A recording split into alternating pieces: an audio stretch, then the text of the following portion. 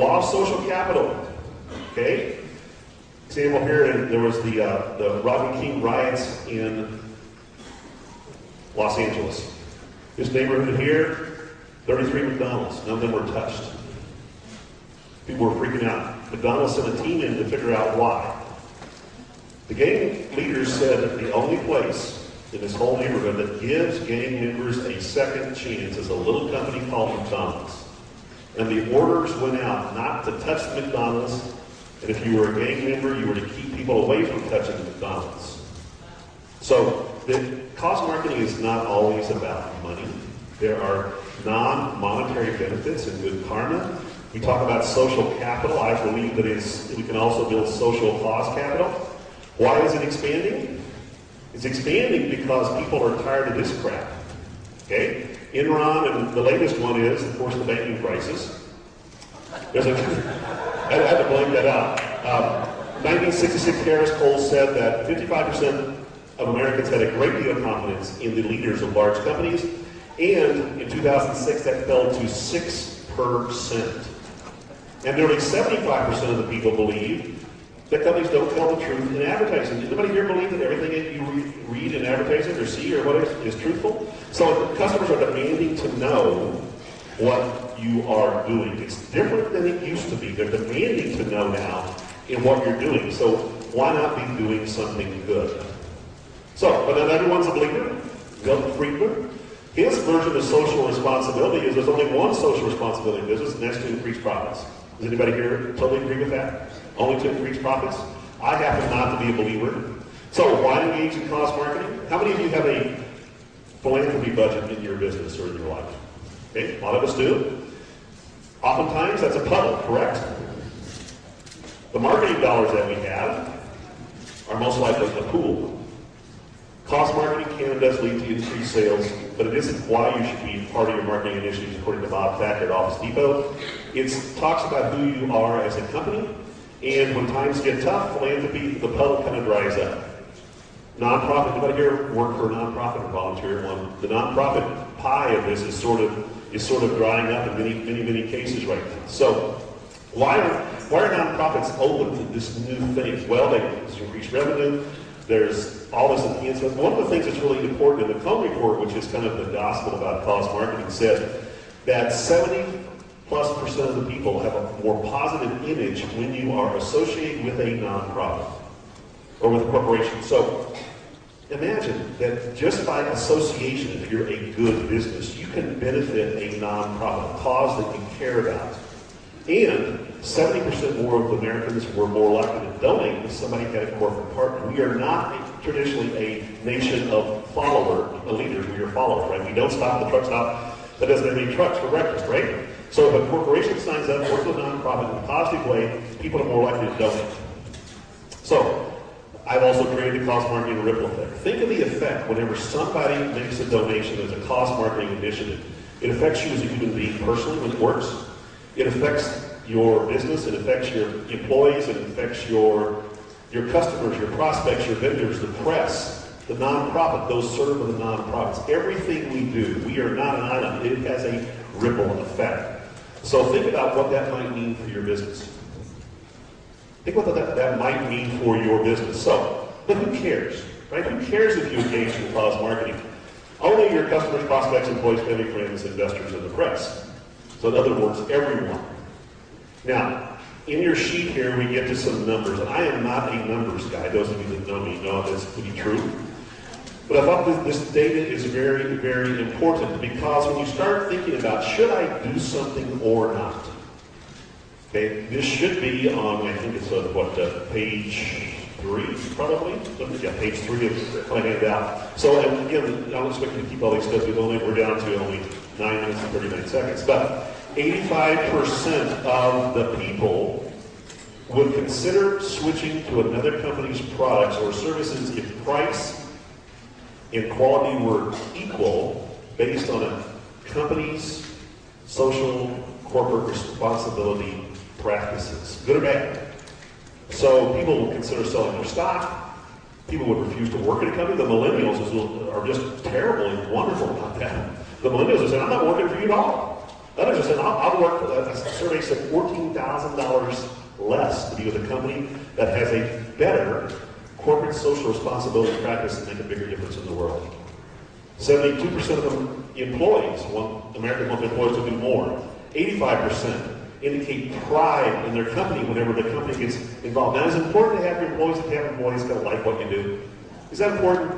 Yeah, sometimes. So, millennials. Are millennials important? Anybody know what a millennial is? 18 to 24? I've got this, my daughter right there. 88%. They're more passionate than us old farts. Okay?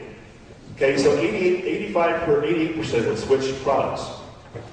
79%, the number in parentheses, of the adults. Over half of them have bought a cause-related product or service. And when they hear about that corporate charitable partnership, 45% more are likely to donate money, and they get involved more. So that's important. The next category, are women important to anybody's business here? Anybody? Anybody sell something to women? You know women control 75% of the wealth in America. They influence 85% of the buying decisions in America. Us men sometimes think we have some influence. Not really true in most cases. 69% of women are looking for companies to do good during the recession. 81%, and this is a Self Magazine survey that was just out a couple of months ago, are finding it more difficult to make donations. They're looking for the product purchases. Now, is that important data? Could be. Could be. So, non-monetary benefits of cost marketing. So businesses involved with charity, people are likely to get more involved. We kind of covered that. So, but is cost marketing always about the money? Put Tom Cruise screen, show me the money. So Avon, which is been a long-time supporter of the breast cancer research institute, said our goal is not direct profit, but the halo effect. It improves the relationship with our customers and our sales staff. Now, is that important if you have a representative that work for your company? Is that important for them to feel good? And is it important whenever they walk up to the door, if you're an Avon person, that somebody might have heard a little bit about what you're doing and go, wow, this is a good company? I was at the Cost Marketing Forum a couple of years ago. They had the Live Strong guys were there from Lance Armstrong's thing, and the person from Nike did a presentation. And there was a lot of big companies, and one person was very monetarily oriented and said, well, how much money did you make on that? And the lady from Nike said, you know what? We can't quantify it. Here's what we hope will happen. Somebody's standing in a Foot Locker or a shoe store, and they're looking at a $100 pair of Reeboks and a $100 pair of Nikes. And while they're doing that, they're fingering their Live Strong bracelet. Okay? And a little voice inside of their head says, they're the good guys, let's buy from them. It's the tiebreaker. So how people feel about you might be very important. Have we quantified the value? No. Do we want to? No. We believe it's the right thing to do. So, if it doesn't work monetarily, Coca-Cola, 15 cents to mad for every case of Coke. In a 6-week sales promotion, 490% increase in sales. Capilon Corporation, pans that weren't selling, $15 donation, or $5 donation, 250% increase. A realtor who I interviewed for my book has over 20 listings he could talk about that he knew when they walked in and said, I'm buying from you because 10% of the listing fee goes back to Habitat for Humanity. It's over $50,000 in that year. $50,000 of found money for Habitat. And the guy said, look, $400,000 average house. At that time, with a 3% listing fee, that's $12,000. I give $1,200 away. I keep $10,800. I'm not an idiot. You know, I said, don't tell that story in public, he almost said. So, here's an Arby's. Okay, Arby's, I went to interview a store owner, and they said in some nights, when they do a Tuesday night, they do it for the Little League, they do it for the Pep Club, they do it for other things, they've had up to a 60% increase in sales on slow nights. Anybody here could use a 60% increase in sales on a slow night? Maybe that might be one of the ways you should consider. The biggest thing, ton of goodwill toward them. So, the PR value. You're 3 times more likely to get press if you engage in cost marketing on a local and regional level. Here's an example. This is a purse company. You can't read the fine print, but it says every day, like X number of people, 100,000 people die in Rwanda. Here's their purse company, small purse company in Portland. They get $1 for every purse, and this came in the newspaper. How many of you like free publicity, particularly when it's around something good? What does free publicity cost you? Okay, thank you. All right, so are there legal issues? Yes, there are. You have to understand what you're doing, particularly if you're involved in transactions. It's not complicated, but you need to know that they vary from state to state. Is there bad cause marketing? Of course there is. This is the one I found called Prison Vic Chew Toy. I swear to God, it was a case study. Some guys in Florida, they took the chew toy, they were going to give money to the animal shelters. Honest to God truth. They also did one, they gave them like $10. Florida Attorney General's now investigating them. They also did another one really bad. It was the little girl Kaylee who disappeared, who got murdered. They were going to give $5,000 to a disappearing children's fund, and they didn't. They gave $10. So along here, this also shows, this is not saying specifically who they're going to give the money to. I would not buy their product because of that. Make-A-Wish Foundation, one of the groups that I interviewed, Suzanne Sutter, the CEO, they've been involved for 5 years. Why does it work? Because they have made a connection to the heart and values of their customers, their teammates. They have visible leadership from the top. They believe they can make the world a better place. There's the corporate culture there. It's in their DNA. They make emotional connections. They enhance the brand loyalty. Who would like to be known as a company with a heart? Anybody here? Okay, has anybody consciously branded their company as a company with a heart in this room? Okay, one in the back. That's good. Thank you. Congratulations. Wonderful. Okay, benefits they gained. They hire better employees, and they can, and they believe they're making a difference. I asked Suzanne, I said, what happens if you try to kill the initiative? They would kill me. Okay, it's in our DNA. That's what you want to happen. So, 6 ways to jumpstart your program. Be committed to becoming more conscious personally in your business. And there's a lot of details around this. These are the 6 big ones.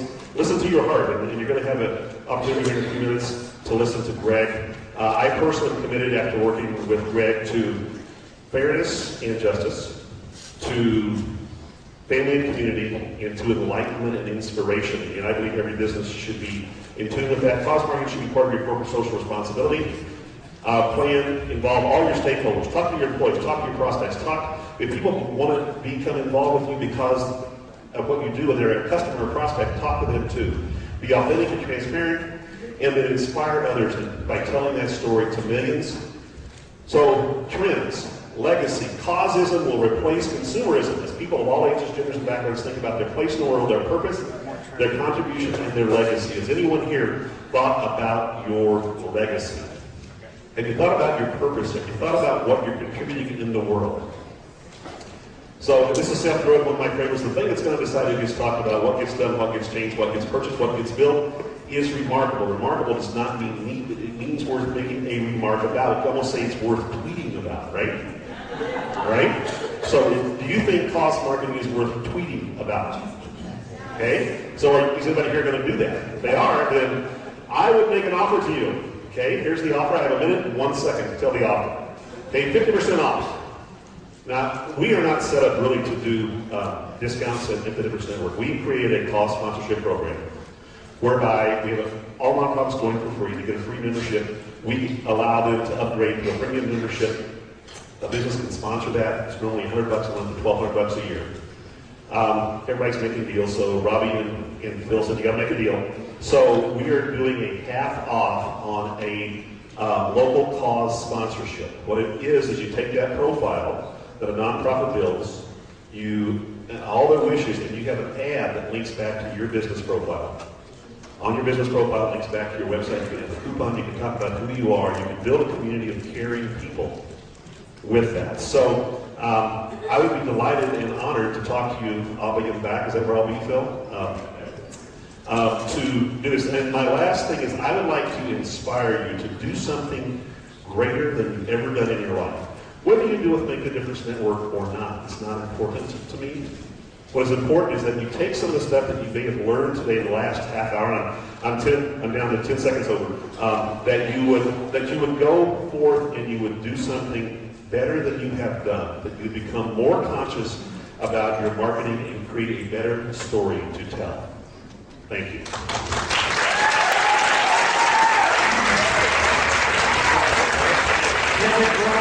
Let's have a big hand.